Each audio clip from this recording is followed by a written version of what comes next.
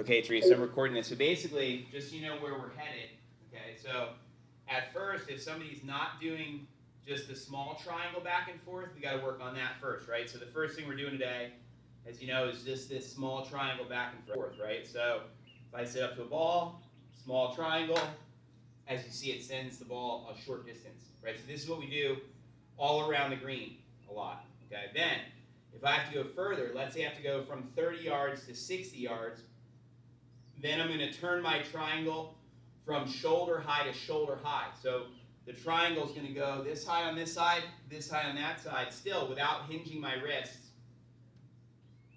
I'm just going to do what's called a bigger triangle back and forth, where we go from shoulder to shoulder. And you see how that sends the ball further with my triangle motion. Then after someone's got the hang of that motion, then what we do is we add in the wrist hinge, right? Which is adding the second lever, where I'm going to turn the triangle hinge, my wrists, and then turn the triangle through. Okay, so this is like phase 3 of the golf swing, where we go triangle hinge, triangle through. Okay. So the triangle without hinging the wrist was mostly like a wedge or something. Right, all around the green. So from 0 to 30 yards is like the small triangle. From 30 to 60 yards is like the bigger triangle. Okay. Then to go 70 or 80 yards, we need the wrist hinge.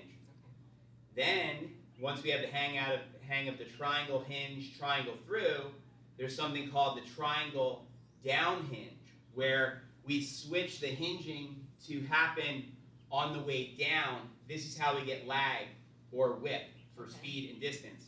So basically, if I'm trying to hit a shot where I want to add distance and speed, I'm going to do my triangle down hinge, and as you can see, there's all this speed that I just generated with a whipping motion.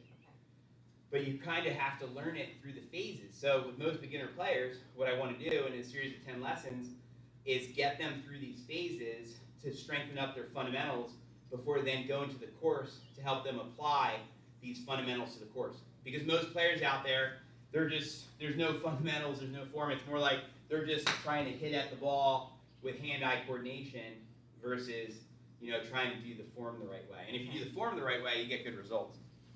All right, so let's do one now with a ball.